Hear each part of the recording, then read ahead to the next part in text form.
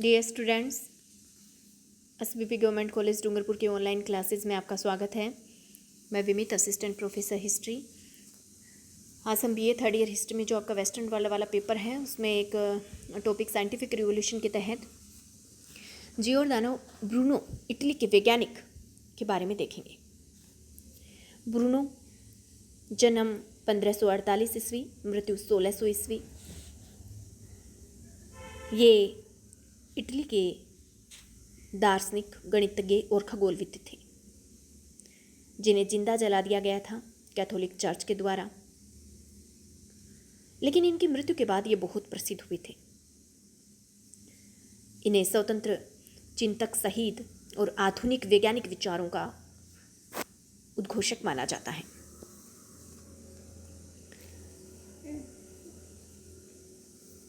Bruno 16वीं सदी के प्रसिद्ध इटालियन दार्शनिक, खगोलशास्त्री और गणितज्ञ, कवि। इन्होंने कोपरनिकस के सिद्धांत को स्वीकार किया था और उसमें सुधार किया था। वह भी उस समय जब यूरोप के लोग धर्मांध थे। कोपरनिकस ने कहा था कि ब्रह्मांड का केंद्र पृथ्वी नहीं सूर्य है। ब्रूनो ने कोपरनिकस के सिद्धांतों का समर्थन किया और कहा कि आकाश सिर्फ उतना नहीं है जितना हमें दिखाई दे रहा है, वह अनंत है और उसमें असंख्य विश्व है। ब्रूनो ने धर्म के बारे में कहा था कि धर्म वह है जिसमें सभी धर्मों के अनुयायी मिल बैठकर एक दूसरे से खुलकर चर्चा कर सकें। ब्रूनो कहते थे, हर तारे का वैसा ही अपना परिवार है जैसा कि हमारा सौर परिवार है। सूर्य की तरह ही हर तारा अपने परिवार का केंद्र होता है। उनकी धारणा थी कि इस ब्रह्मांड में अनगिनत ब्रह्मांड हैं और यह अनंत और अथाह है। उनका मानना था कि धरती ही नहीं, सूर्य भी अपनी अक्ष पर घूमता है। बड़े निर्भीक और क्रांतिकारी विचारों वाले व्यक्ति थे ब्रूनो। चर्च के पादरियों के विरोध से भी वो डरे नहीं। हालांकि जीवन भर चर्च के कठोर यातनाएं वो सहते रहे। उन्होंने अपने जीवन के 8 साल जेल में बिताए, मगर कभी भी हिम्मत नहीं हारी। जब उन्हें हिम्मत नहीं हारता हुआ देखा धर्म के ठेकेदारों ने, तो 17 फरवरी 1600 ईस्वी में उस समय के पोप और चर्च के पादरियों ने खुलेआम रोम में भरे चौराहे पर ब्रूनो को खंभे से बांधकर मिट्टी का तेल उन पर छिड़ककर उन्हें जिंदा जला दिया। ब्रूनो ने हंसते हुए आग में जलना स्वीकार कर लिया, पर वो अपने तथ्यों पर और अपने निष्कर्षों पर डटे रहे।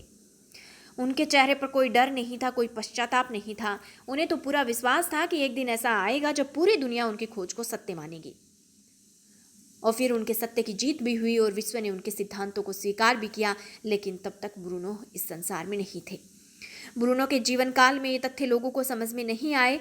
उनका विरोध किया गया, लेकिन उनकी निर्मम हत्या के बाद जब ये साबित हो गया कि सूर्य अपने अक्ष पर घूमता है, तो लोगों को एहसास हुआ।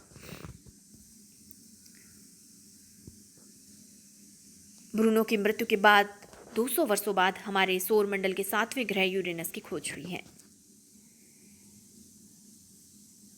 ब्रूनो बचपन से ही ज्ञान की प्रति जिज्ञासु थे। वह हमेशा विज्ञान के अध्ययन में डूबे रहते थे।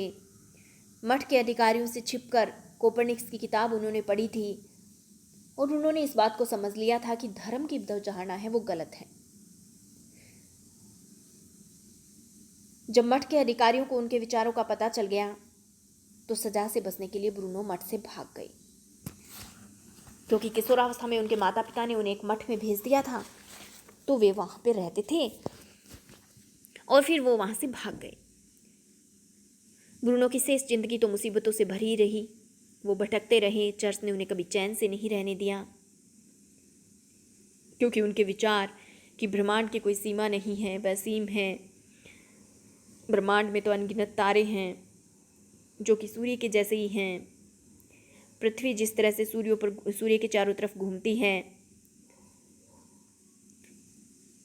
उसी तरह से अलग अलग तारों के चारों तरफ भी उनके ग्रह परिक्रमा करते हैं और पृथ्वी ध्रुवों पर से चपटी है। उन्हें 7 साल की जेल भी दी ईसाई न्यायालयों ने। फिर उन्हें जिंदा जलाए जाने की सज़ा दे दी गई।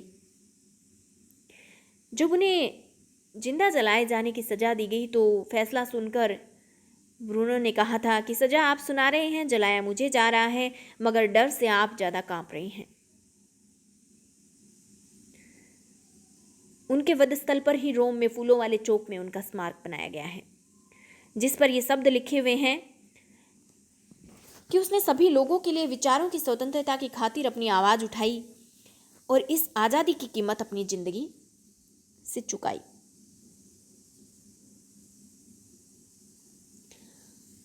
धन्यवाद।